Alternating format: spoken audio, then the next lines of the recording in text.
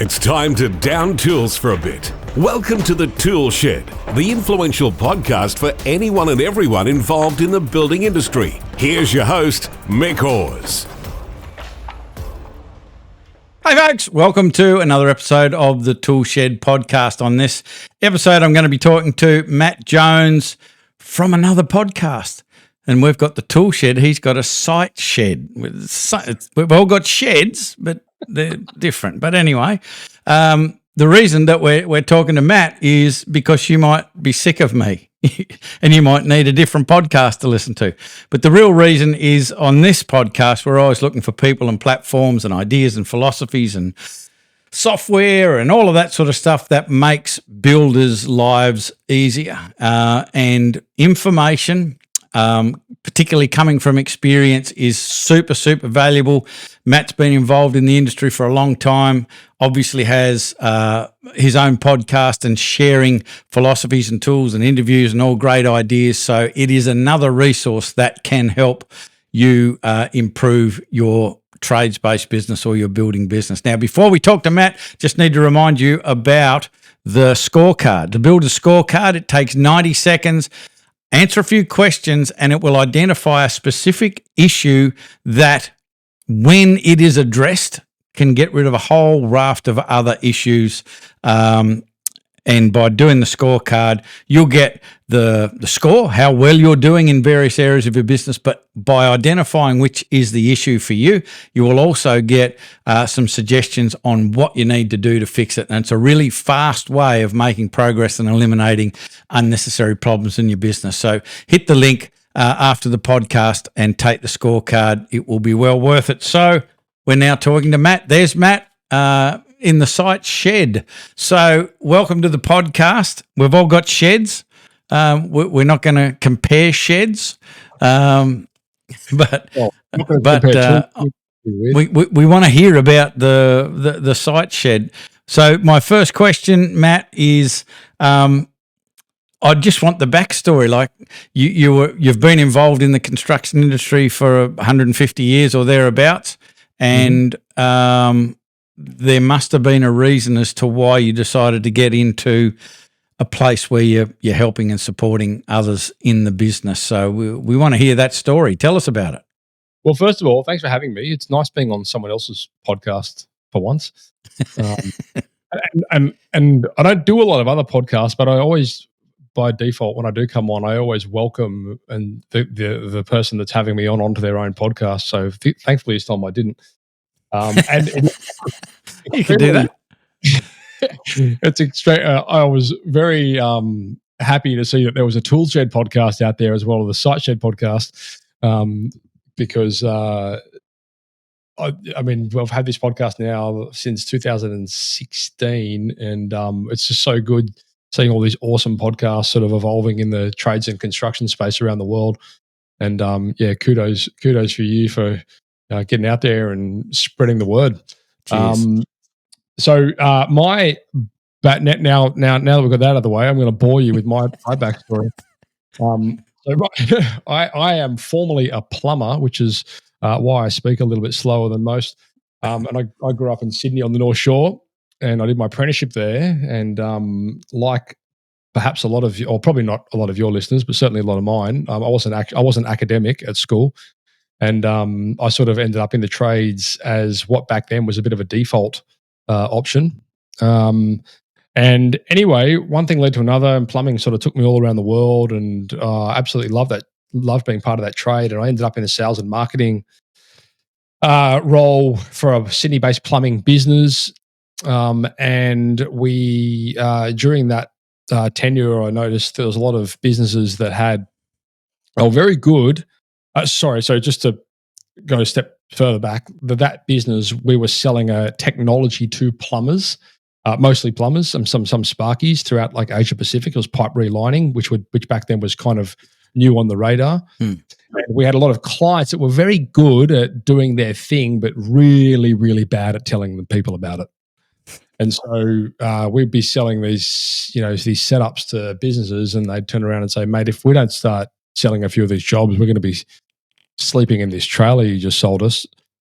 So that sort of led me down the path of like helping businesses tell their story better, branding, marketing, and things like that. So back in 2012, I set up an agency called Tradie Web Guys, and we basically are a digital marketing agency for trade-based businesses, and we work with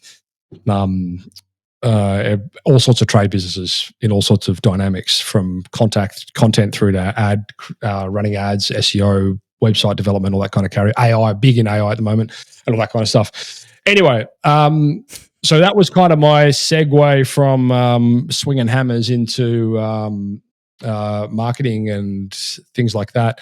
And that's been going since 2012. And then in 2016, I launched the SiteShed podcast as a way to, I suppose, share things that I was learning in the marketing space to the industry. And it started off small scale. I was speaking at TAFEs and the Department of Education sort of roundtable events and things like that.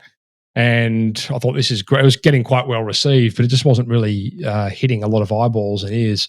So I thought back then, I'll start this podcast, which no one knew about really back then. What's a podcast? Exactly, certainly tradies. They were like, "Duh, what's a podcast?" But anyway, that was awesome, and I suppose through dumb luck and a bit of design, it was kind of speaking to businesses and people out there that were interested in learning new concepts. They were kind of tech savvy, and they wanted to embrace new systems and things like that, which to this day is still kind of what we do.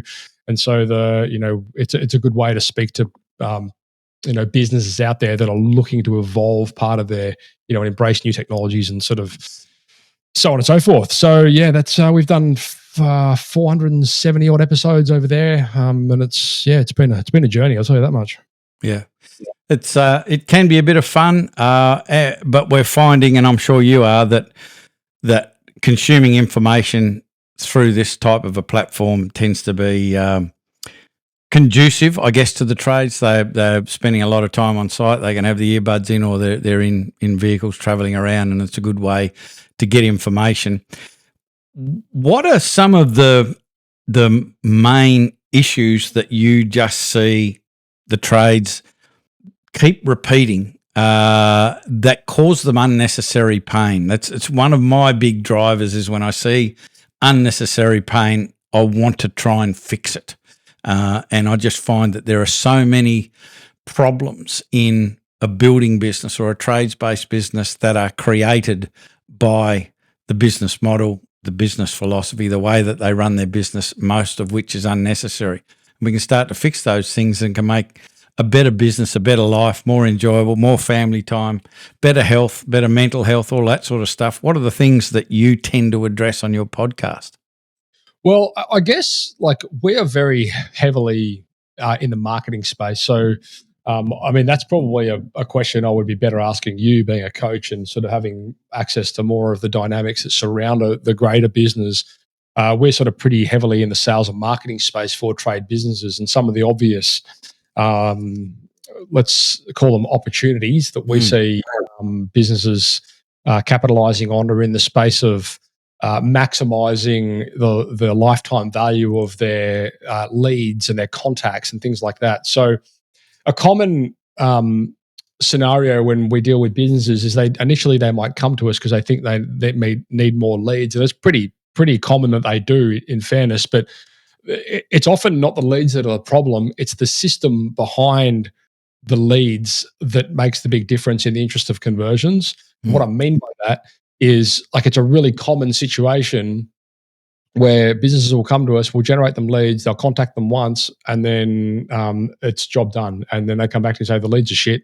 None of them are turning into jobs, but it's the process behind it which is dropping the ball. So our perspective at the moment is very heavily, and it always kind of has been, but more so now than ever, in evolving the process beyond the lead generation, because generating the lead, truthfully, is the easy part. It's the process behind it and the touch points and the nurturing and all that kind of stuff, which really can improve the lifetime value of the contact, because they're not yet a customer. And so that's actually a good thing, because what it means is, in most cases, there's not a huge lead problem. It's just a few tweaks that need to be applied to process, which can have huge impact on the conversions at the end. Yeah. So it's also kind of a hard thing to try and communicate to people at the beginning because they don't understand what I'm talking about. And so, no, we need more work. We need more leads. And I'm like, okay, cool. Let's just do this. So when we plug and play the system and we sort of teach them as we go, like these are the steps.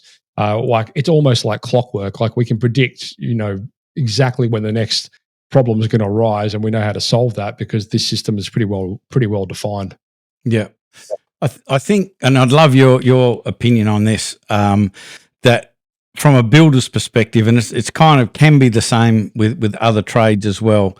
They try to match their lead generation with the pipeline of work, and so they want more leads when the pipeline starts to empty, and they want less leads when the pipeline's full. And I just think that they're on a hiding to nowhere because that is virtually impossible. And I really love Daniel Priestley's approach where he talks about being oversubscribed. And in my view, having someone like you in a trades business's corner is absolutely critical. And as your business becomes more successful and the pipeline gets fuller, my belief is you should be putting the pedal to the gas, pedal to the metal with your spend and with the effort going into the marketing. The busier the business, so you become oversubscribed. You got a big crowd outside wanting to come in and hoping that there's a space. What are your thoughts on all of that? So I agree with it completely. And I'll put some context behind a few of the things that you've sort of touched on there. First of all, it's very common. We work with a lot of builders, mostly in the smaller build space, like renovations and things like that, because if what we're doing is running ads, they're typically a faster turnover project. So it's very unlikely, for example, that you're going to run a Facebook ad for 3 months and expect to close $1 million home build. It does happen, but not as often as a bathroom reno, which is 40 grand, right? So we work a lot with builders in the renovation space, and it's extremely important that in line with kind of in line with what you were just saying then, that they understand the sales process and the sales cycle, because the bigger the ticket, the bigger the sales cycle, which means the opportunity lies there for the business. And I say opportunity because it is genuinely your opportunity as a builder. If you guys are doing these projects and you're generating these leads, you have this amazing opportunity throughout the time where a contact, not a lead, a contact comes into your ecosystem. And as they progress through that sales pipeline and they evolve into a lead, sales marketing lead, marketing qualified lead, sales marketing lead, and then ideally site visit, customer, whatever it might be. If you are proactive in the space of being useful, like Arnold Schwarzenegger, like be useful. I don't know if you've Yes, I've watched the documentary. My best Austrian. So through sharing and like giving them useful content, touch points, not trying to flog them shit, like not trying to be like, hey, are we going to have a meeting? We're having a meeting. Like, we're having a meeting. Have you done your drawings yet? Like, whatever. Like, just shut up and be useful. Like, the guy that does that the best is normally the guy that will end up with that individual as a client eventually. But you need to understand the sales cycle conversation, and you need to be comfortable with the fact that it's a very hard industry to measure return on ad spend with big project building, like your ROAS. Like it's a hard thing to measure because those leads could take you tell me, like what is a new home average sales cycle for a new home builder these days? 2-3 years, like more, like it's considerable. So if you're purely going off the numbers off the platform with the bigger sales cycle, then you're normally going to get a bit disheartened. So you need to understand the dynamics of what that looks like for your business, and you need to play to that accordingly. And the best way to do it is by turning yourself into a trusted expert and an advisor. And the best way to do that is by being useful and showcasing relevant content and not being a pest. Yeah. I didn't answer your question one bit then, did I? I just rambled. Yeah, no, that's exactly what I'm getting at is that you need to understand how that works, and it's almost like, you know, the old, being a plumber, you would understand that you turn on the hot water and nothing happens, so you turn it on a bit more and nothing happens, and then all of a sudden you burn yourself. and marketing can be a little bit like that, I guess. And people are trying to get it right, but you know, you've got to make the adjustment, and there's a lead time or a lag time before you get the result. Here's the perfect framework for all of you guys out there listening and watching this that you can start tomorrow. You don't need an agency for this. It's exactly what you can just do to get started in this space. And the whole concept around this is about building trust and rapport and positioning you as an expert within your service and location, right? So say you're a builder in Hobart or whatever it might be. Cool. Let's like try and plant the flag as the go-to guy for that. What are the top 10 questions that you get asked the most? Jot them down in a notebook and go and answer them with a video. Now, here's the thing. Most of you are going to go, oh, I don't like video, whatever. I've sat there and I've had these conversations with you guys face to face, and you have told me with complete conviction as a customer of a builder exactly what needs to be done, exactly the time frame, and all of these dynamics that revolve around like what needs to happen for that job to be a success. And then I go and hold this little tiny device up in your face, and you turn into little schoolgirls. So the bottom line is, it's not comfortable, but the opportunity lies in the fact that none of your competitors are willing to do it either. So if you want the outcome, do the thing, and if you don't want the outcome, stop asking for it. Yeah. Absolutely, and you're 100% right with the video sort of thing. They'll talk underwater with a mouthful of rocks for 7 hours, and as soon as you open up the camera, it's like I don't know what to say. The other thing is that often that they feel that the information that they have got isn't of interest to their client, which is absolute horseshit. Like, they love that sort of stuff. They want that sort of stuff. And the deep knowledge that they have really helps to create that level of authority. And you mentioned that, you know, become the trusted advisor. Let me tell you something about that. Now, I've told this story 100 times on my podcast, and this will be the first time I've told it on yours, but rest assured, if I ever come back, I will tell it again. Now, in line with what you're saying there about people not thinking that they have anything interesting to talk about, don't for a second think that what you guys do is not interesting. It's boring as shit to you because you do it every day, but it's not boring to someone that's about to drop $500,000 on a home build. So you have a huge opportunity there in educating people about the things that relate to your service that people are absolutely excited about subscribing to. And I encourage you to really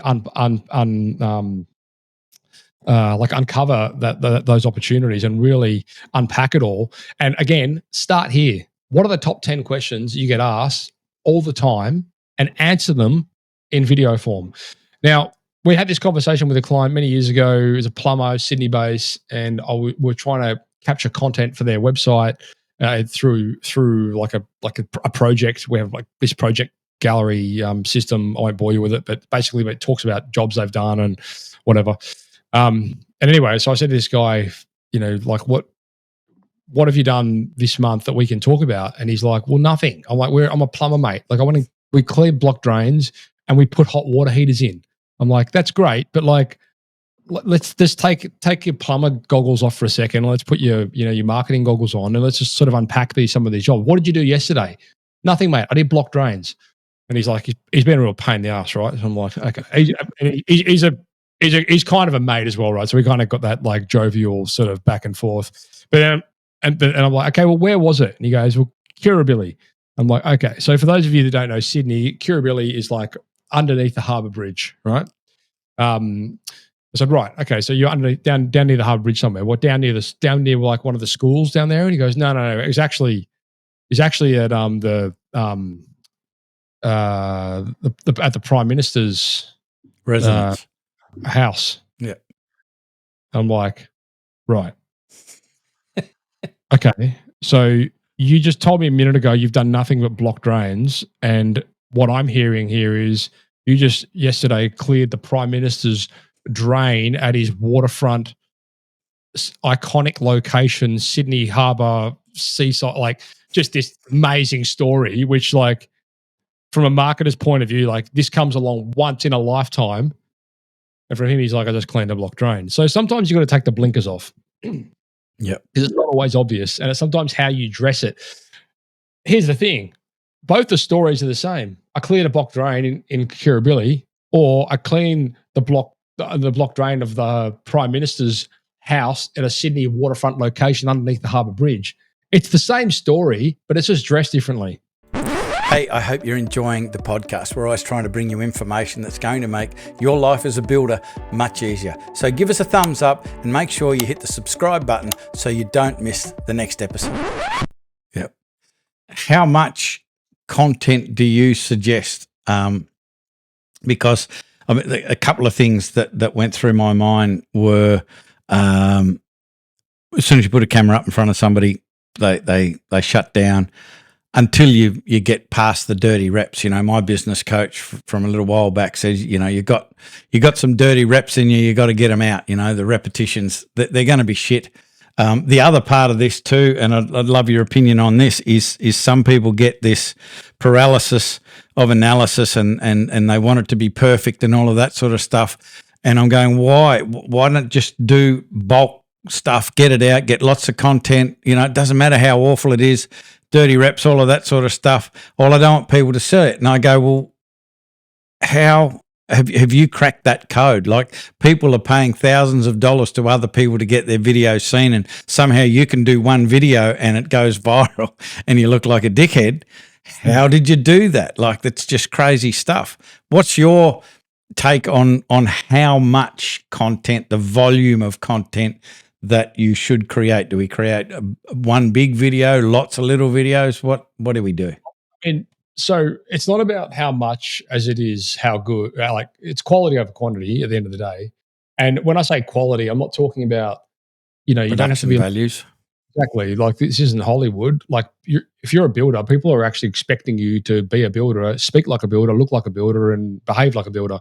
They're not. You know, you don't have to like. If I was getting up there and asking you to, you know, recite the fourth verse of the Bible or something like that, then yeah, sure, shit yourself, because you probably don't know that. But like, if it's something that you know, you should probably know that as a trusted advisor. So again, it's not like it's quality over quantity. And this is why I always say to guys, start with questions you get asked all the time, because you already know the answers, and you don't have to like, you know, hemorrhage on that. Now, if you cock it up, don't worry about it, because you're a builder. And that's okay, because people want to relate to people that they like. If you come out there like some, you know, polished, you know, Hollywood star like Mick, then, you know, people are going to fucking smell a rat. So it's okay to be a bit rough, and it's okay to be yourself. Absolutely. And part of what we're doing here is bringing an identity to the business. So how much content, I would let your audience gauge on that. And so, you know, if people are like loving it and they're lapping it up, then do another one. And if they but do like start with a bit of a cadence in mind, a bit of a consistency. Like if you're going to do a video a month, do it a video a month for 12 months or 6 months. Now, here's the other thing. By all means, go and film 12 videos in one day. That's okay, because there's a lot of tools out there that you can schedule your videos and you can do all those kind of things. You don't have to do it all, you know, like, oh no, here's my hour locked out for content today. Like, it doesn't have to be like that. You can plan it better. But the point is, make a bit of a cadence out of it, because as you would know, Mick, like with, for example, when I started the ToolShed podcast, we had a goal to be in the new and noteworthy category, which back then actually meant something. And now I don't even know if it exists. But the point is, it's like, okay, well, we're going to promote up and coming podcasts. And for that, we had a bit of a strategy. So we launched the podcast with, I think 20 episodes that had been like 10 straight away, and we dripped out another 20 or something like that, and with a goal of getting there in 6 months. And we got there in 6 days, but that was in 2016 as well. Now, same deal with your content. Like, consistency is what kind of wins, because people, if they like it and they expect it, like if I miss a week, then people email me and say, "You okay?" So, you know, that's kind of what you want to build with your content strategy. You want to be like useful enough, and that people are sort of forming a bit of a tribe around it, and they're really looking forward to it. Yeah. there was one other thing I wanted to add to that, and I've forgotten it. But anyway, it'll come back to me. Perhaps it'll come back to you. Yeah. One really cool thing that I've noticed is, which makes me feel really good, is I'm not the only person that can't stop speaking with their hands, and you're knocking shit over it all the time. You've hit your drink bottle a couple of times, whatever. I'm always banging on my microphone. In fact, I was on Lifestyle Tradie podcast. They've been on here, as Ange and Andy Smith, and we had that comment on the podcast. It was Andy or me waved our hands around more, and about 3 weeks after the podcast, I got a delivery from Andy and Ange, and it was a box full of those really big foam hand things that they sent me, so I could wear them on the podcast and wave them around. Speaking of podcasts, SiteShed podcast, tell me about the type of people that come on the podcast. What sort of stuff are you talking about? Do you do interviews? Is it you talking most of the time? How does it work? What's the focus of the SiteShed podcast? We're in a number of different formats. It's normally always involving a guest, thankfully, for my audience. I do that out of respect. Unless it's something that I know about, like if it's in my wheelhouse, and we'll talk to it. So that's normally in the, like marketing and technology and those kind of things. But we'll have podcasts recorded on everything from like anything that can relate to the development of a trade business. Essentially, it's non-promotional in the sense that we don't get out there and plug businesses. It's really about being useful, and we try to extract like one core message from each episode, so that somebody can listen to it. They can actually go and do the thing, as opposed to try and do like 100 different things. And if my one message for all of you guys out there is go and write out 10 questions that you constantly get asked and record a video on it. That's my one message for all of you guys. So go do that. But like all those podcasts are very specifically designed so that they're not like overloading. And if there's scenarios where it's quite a broad topic, we'll break those down into like individual episodes over 3 or 4 or something like that, like a mini series kind of format. But I mean, we've literally covered everything. Actually, truthfully, we're at the point where, we've covered so many that we're sort of, we're going back over topics now with, a 10-year revamp on these things as they evolve, and it's been kind of interesting to see that happen as well. What's the future for the SiteShed podcast? Where do you see it going? How do you see it evolving? Because it's gone through quite an amazing transformation over the years. I know I did my first podcast, 12 years ago or something like that. It was called Small Business Smart Solutions from memory. And I used to get about 8,000 downloads a week back then. Wow. Yeah, but they were all American. Yeah. And it's funny how you get sucked into it, and you're putting so much effort into it. And I was interviewing authors. That's how I met Mike Michalowicz from Profit First. I interviewed him for the Toilet Paper Entrepreneur. That was the book. Oh, no, it was the pumpkin plan he had out. And then he called me back just after that. And he said, I got a new book. Can I come back on the podcast to talk about it? I said, what is it? He said, Profit First. And it changed my life. Like it changed my life. You and I, mate, we are from the same cut. Like I say it all the time, Profit First changed my life. And I'm the world's, I even got a tattoo. I won't show you, but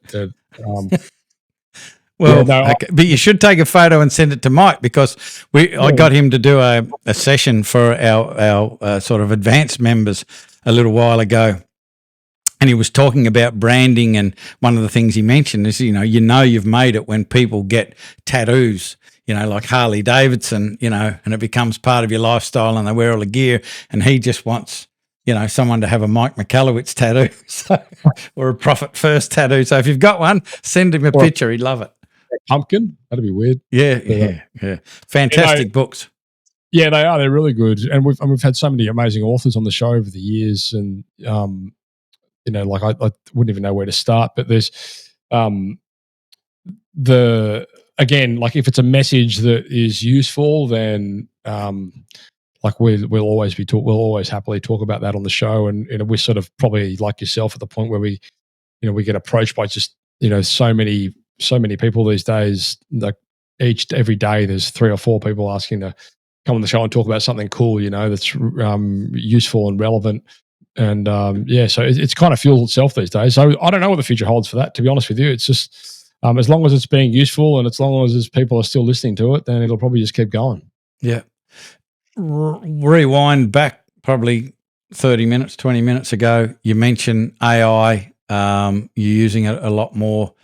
What are your thoughts about it? Where do you think it's going to go? How do trades-based businesses benefit from AI? Some people are scared about it. I love it. I think it's going to be fantastic. It's like the invention of the gun. It all depends, how it's going to be used, I'd imagine. So what are your thoughts on where it's going to go and how we can use it now? Yeah, I mean, look, it's an amazing tool that needs to be given the time that it deserves. And essentially, I mean, we're seeing it already. If you're not sort of embracing that technology at some level, then you are already being left behind. And that level can be multiple things. And the problem that I see mostly is when people come to us and they say, "We want AI," and I'm like, "Okay, well, what do you want? What specifically?" And they're like, "We just want AI," and I'm like, yeah, okay, but like, what problem are you trying to solve? And they're like, "Well, the problem is we haven't got any AI," and I'm like, "No, you've got to solve a problem." So, essentially, I think the journey of AI is understanding, well, what problems are we trying to mitigate and solve, and then how can we perhaps, and this, by the way, this conversation has been the same for the last decade when it comes to integrating software. It's like, what problem do we have? Do we need a human in here, or can we implement a software to do it, like CRM, for example? Do we need to have folders of contacts and things like that, or can we implement technology that can do it? And it's the same thing with AI. It's like, what is the specific problem that we can solve, and is there a tool that can do it a lot more efficiently? So obviously in the sales and marketing space, the AI that we're playing with heavily at the moment is in helping businesses reduce costs and improve efficiency on the space of inquiries, because normally if the phone rings and they're up a ladder, they're not answering it. But if the phone rings and they're up a ladder and they've got an AI agent that we've deployed for them, it gets answered 100% of the time. It doesn't matter what time of day it is or if there's a cyclone.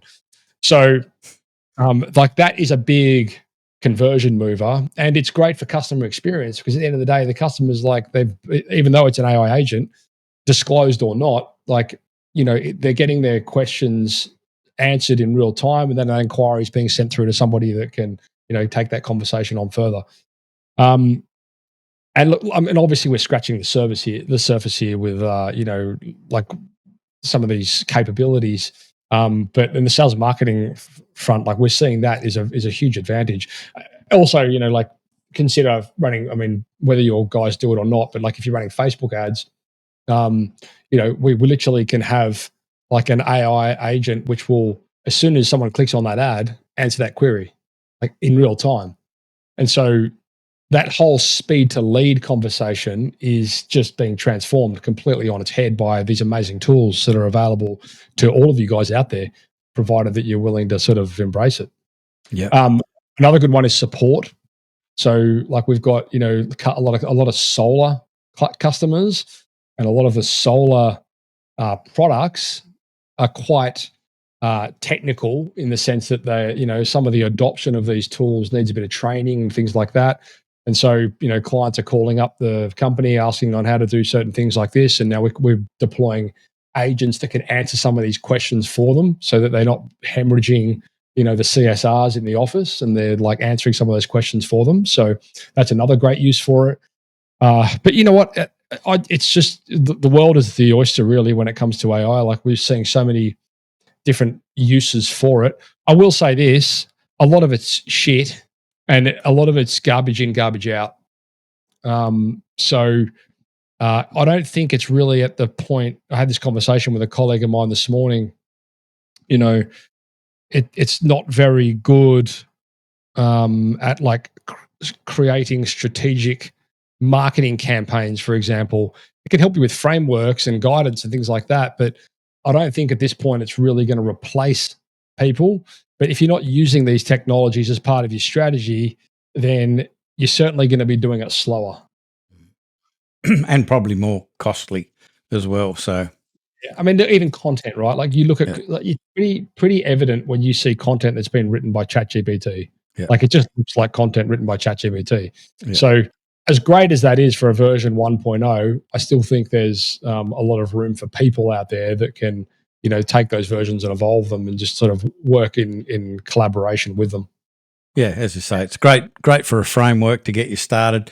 And I've always found that the hardest part of, if you're trying to come up with an angle or a story or something like that with your marketing, is beginning with a blank piece of paper. It's just the hardest thing to do. And if you've got something that you can start with and you can go and refine it and massage it so it makes sense, it's a better way of doing it.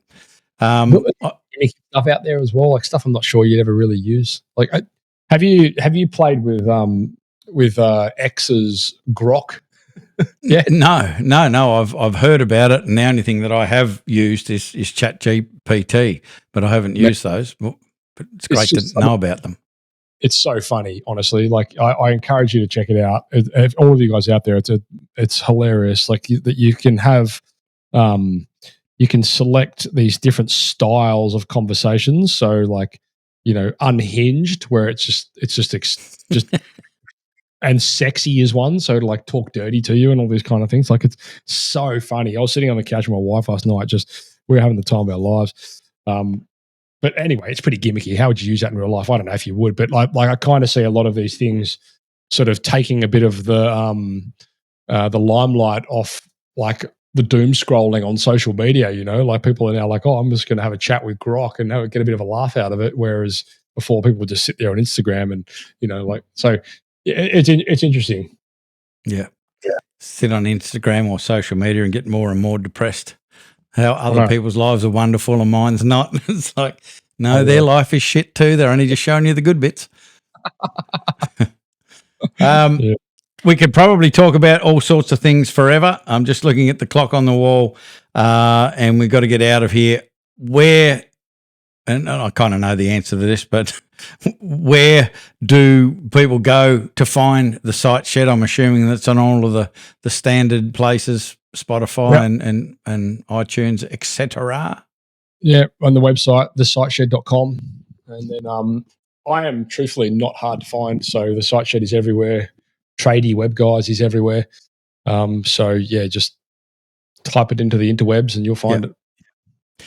One other question that I wanted to ask before we bail, I noticed that you run events, and it's not something that you do. It's more an experience where you're going to go skiing or snowboarding or something like that. What's the thought behind that, and where are some of the places that you take people, and what for?